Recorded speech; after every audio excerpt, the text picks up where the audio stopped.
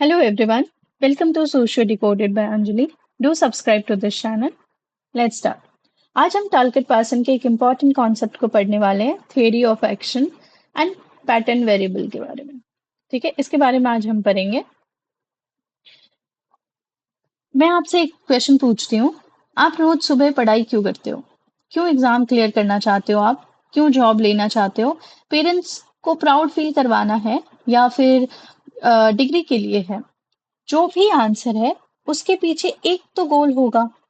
और पार्सन कहते हैं कि ह्यूमन बीइंग रैंडम काम नहीं करते, हर एक्शन के पीछे कोई ना कोई मीनिंग और गोल छुपा होता है। इसी को समझने के लिए उन्होंने थियरी ऑफ एक्शन को बताया है। थियरी ऑफ एक्शन क्या होता है? पार्सन के अकॉर्डिंग ह्यूमन बीइंग ना रैशनल एक्टर्स होते हैं। मतलब हम सोच समझ कर एक्शन लेते हैं। एक्शन हमेशा किसी पर्पस के लिए होता है।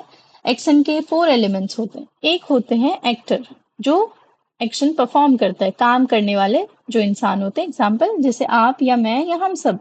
गोल होता है जो हमें अचीव करना, तो जो आपका अल्टीमेट गोल है, जो आपको अचीव करना है। ठीक है। मीन्स होता है कि गोल अचीव करने का तरीका। अगर यूपीएससी क्लियर करना है या कोई एग्जाम क्लियर करना है तो किताबें पढ़ना, टेस्ट लगाना, ये हो गया मीन्स। और सिचुएशन हो गया कि जिस एनवायरनमेंट में एक्शन कर रहे हो। Example competitive environment, limited time, family expectation, ये चीजें। तो ये चार थियरी जो है, ये चार एलिमेंट्स जो है थियरी ऑफ एक्शन में आता है। अब जैसे एक एग्जाम्पल लेते हैं, मान लीजिए कि आप जो है यूपीएससी प्रिपरेशन कर रहे हो। ठीक है। एक्टर को कौन हो गए? आप हो गए। आपका गोल क्या हो गया? एग्जाम क्लियर करना। मीन्स क्या हो गया कि आप स्टडी कर रहे हो, रिवीजन कर रहे हो, मॉक टेस्ट लगा रहे हो, एनालाइज कर रहे हो। सिचुएशन क्या हो गया? लैक्स ऑफ कंपटीशन है वहां पे।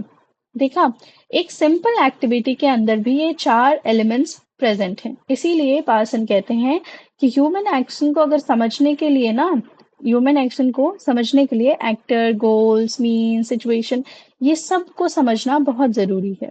अब बात करते हैं टाइप ऑफ एक्शन के बारे में कि कितने तरीके का एक्शन होता है। पहला होता है, अब नहीं, पहले आप सोचिए कि क्या सब लोग एक ही रीजन से काम करते हैं?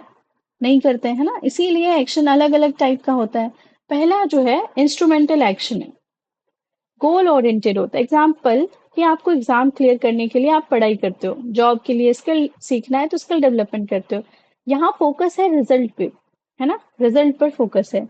दूसरा होता है एक्सप्रेसिव एक्शन। ये क्या होता है? इमोशनल बेस्ड एक्शन होता है। जैसे बर्थडे पे ना आप अपने दोस्त को कुछ गिफ्ट दे देते हो।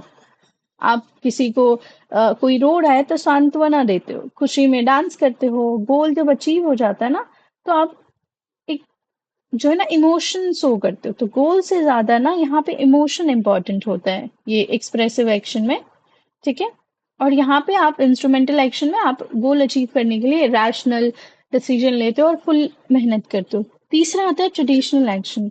ये क्या होता है? कस्टम और हैबिट पर बेस्ड होता है। एग्जाम्पल जैसे कि आप दिवाली पे दिए जलाते हो, आप जो है बड़े बुजुर्ग के पैर छूते हो, आशीर्वाद लेते हो, फेस्टिवल में कुछ ट्रेडिशन फॉलो करते हो।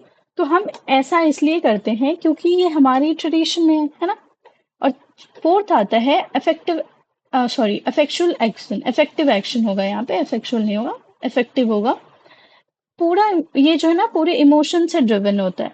जैसे गुस्से में किसी पर चिल्ला देते हो, या जब आपको कोई दुख होता है तो आप रो देते हो। खुशी में ना आप अचानक पार्टी करते हो, हंसते हो, डांस करते हो।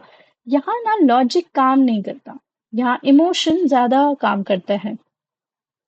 कुछ अगर हम बात करें कि अगर कोई स्टूडेंट सिर्फ पेरेंट्स के प्रेशर में इंजीनियरिंग कर रहा है, या एक्शन किसी कैटेगरी में, ये क्या किसी कैटेगरी में आएगा?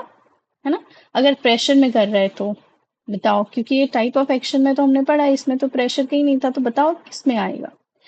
फिर आता है पैटर्न वेरिएबल। पैटर्न वेरिएबल क्या होता है? पैटर्न वेरिएबल पार्सन ने ऑब्जर्व किया कि सेम सिचुएशन में लोग अलग अलग चॉइस करते हैं। जैसे लोग चूज कर कैसे करते हैं आंसर, कि उसकी वैल्यूज और ओरिएंटेशन के बेसिस पे करते हैं। और इसी को पार्सन ना पैटर्न वेरिएबल कहते हैं। ये बेसिकली चॉइस के पेयर्स होते हैं। जैसे पहला होता है इफेक्टिव एंड इफेक्टिव न्यूट्रलिटी। मतलब कि इफेक्टिव मतलब डिसीजन इमोशन से लेना। एग्जाम्पल टीचर अपने फेवरेट स्टूडेंट को एक्स्ट्रा मार्क्स दे देते हैं, इमोशन डोमिनेट कर रहा है यहाँ पे। ठीक है। इफेक्टिव न्यूट्रलिटी मतलब हो गया कि डिसीजन ना ऑब्जेक्टिवली लेना है, मतलब ऐसे इमोशन पे नहीं, फेवरेटिज्म नहीं करना है। टीचर सबके आंसर शीट के बेसिस पे उसको मार्क्स देते हैं, तो वो इफेक्टिव न्यूट्रलिटी हो गया। ठीक है।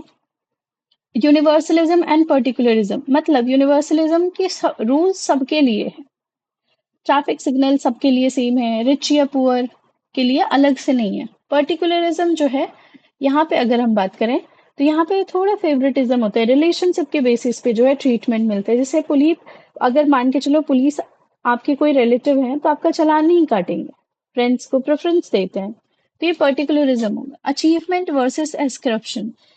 अब आता है अचीवमेंट का मतलब, जैसे स्टेटस परफॉर्मेंस से मिलता है। एग्जाम्पल, आईएएस ऑफिसर बनना है तो आपको पढ़ाई करनी पड़ेगी, गोल्ड मेडल जीतना है रेस में तो आपको प्रैक्टिस करनी पड़ेगी, दौड़ना भागना पड़ेगा। ये सब स्क्रिप्शन मतलब स्टेटस ना बर्थ से डिसाइडेड होता है। कि मान के चलो कोई राजा के घर में बच्चा पैदा हुआ तो उसका स्टेटस जन्म से ही है। कोई कास्ट के बेसिस पे जो है आजकल कास्टिज्म के बेसिस पे वो स्टेटस है। फैमिली बैकग्राउंड क्या है वो भी एक स्टेटस है, बर्थ से ही होता है। कलेक्टिव वर्सेस सेल्फ ओरिएंटेड, ये क्या होता है? एग्जाम्पल, जैसे फैमिली के लिए ना सेक्रीफाइस करना, ये हो गया कलेक्टिव एक्शन। जैसे सोल्जर्स करते हैं हमारे देश के लिए, आर्मी लोग, तो वो कलेक्टिव हो गए। सेल्फ ओरिएंटेड मतलब एग्जाम्पल कि बेटर सैलरी के लिए ना आप सिटी चेंज करते हो, करियर ग्रोथ की प्रायोरिटी रखते हो, अपने लिए करते हो। फिर आता है स्पेसिफिसिटी वर्सेस डिफ्यूजनेस, मतलब रिलेशनशिप ना लिमिटेड रोल प्ले करता है। जैसे बैंक मैनेजर और कस्टमर का वो स्पेसिफिक है, हार्ट के डॉक्टर पेशेंट के साथ, लंग्स के डॉक्टर पेशेंट के साथ, किडनी, वो स्पेसिफिक है। डिफ्यूजनेस मतलब ब्रॉड रिलेशनशिप, जैसे कि बेस्ट फ्रेंड हो गए, फ्रेंड सिर्फ नोट्स शेयर नहीं करते आपके साथ, तो फीलिंग शेयर करते हैं, आपकी प्रॉब्लम में साथ देते हैं, खुशियां में साथ देते हैं, हर तरीके से साथ देते हैं, हेल्प भी करते हैं। तो ये इसमें क्या होता है कि रिलेशनशिप जो है ना थोड़ा वाइडर हो जाता है, ये थोड़ा नैरो होता है। अब आता है कि ये पैटर्न वेरिएबल रियल लाइफ में कैसे काम करता है। ठीक है। इमेजिन एक स्कूल है, टीचर सब स्टूडेंट को इक्वल मार्क्स दे रहे हैं, तो यूनिवर्सलिज्म हुआ। टीचर अपने कजन के बेटे को ज्यादा मार्क्स दे रहे हैं, तो पर्टिकुलरिज्म हो गया। मेरिट के बेसिस पर टॉपर डिक्लेयर हो रहा है, तो अचीवमेंट हुआ। फैमिली बैकग्राउंड के बेसिस पर अगर इंपॉर्टेंस मिल रहा है तो वो इंस्क्रिप्शन हो गया। तो सेम सिचुएशन में ना डिफरेंट चॉइसेस हैं, यही पार्सन का पॉइंट है। पार्सन कहते हैं कि इतना इम्पोर्टेंट, मतलब लोग पूछते हैं कि इतना इम्पोर्टेंट क्यों है, पैटर्न वेरिएबल इतना इम्पोर्टेंट क्यों है। ये हमें समझाता है कि लोग डिसीजन कैसे लेते हैं, वैल्यूज बिहेवियर को कैसे इन्फ्लुएंस करता है, सोसाइटी ऑर्डर कैसे मेंटेन करती है, और डिफरेंट कल्चर में बिहेवियर क्यों अलग होता है। ये पैटर्न वेरिएबल और जो theory of action pattern variable से हमें समझ में आता है। सो अगर क्रिटिसिज्म की बात करें तो कुछ सोशियोलॉजिस्ट ने कहा है कि पार्सन ने सोसाइटी को बहुत ऑर्डरली और स्टेबल मान लिया है। रियलिटी में कॉन्फ्लिक्ट भी होता है, पावर स्ट्रगल भी होता है और इनइक्वालिटी भी होता है, पर पार्सन तो इन सब के बारे में बात ही नहीं करते। लेकिन फिर भी पैटर्न वेरिएबल सोशियोलॉजी का मोस्ट इन्फ्लुएंशियल कॉन्सेप्ट में से एक है। अगर हम क्विक रिवीजन करें तो आज हमने क्या पढ़ा? हमने पढ़ा थियरी ऑफ एक्शन क्या होता है, उसमें एक एक्टर होता है जिसका गोल होता है, कुछ मीन्स के थ्रू गोल अचीव करने की कोशिश करते हैं, वो एक सिचुएशन में होते हैं। टाइप ऑफ एक्शन पढ़ा हमने, इंस्ट्रूमेंटल क्या एक्शन क्या होता है, expressive action, traditional action, effective action, यहाँ पे इफेक्टिव होगा, इफेक्चुअल नहीं।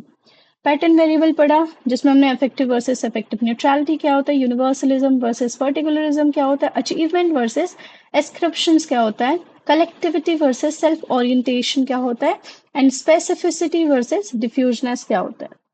अगर हम एक लाइन में इसकी बात करें कि क्या समझे, तो पार्सन के अकॉर्डिंग ह्यूमन एक्शन कभी ना रैंडम नहीं होती। लोग अपने गोल्स, वैल्यूज, नॉर्म्स और सिचुएशन के बेसिस पर एक्शन चूज करते हैं, और ये चॉइसेस जो होती है यही जो है सोसाइटी के सोशल ऑर्डर को सेव करती है। सो अगर आपको ये लेक्चर हेल्पफुल लगा तो do subscribe to this channel, keep learning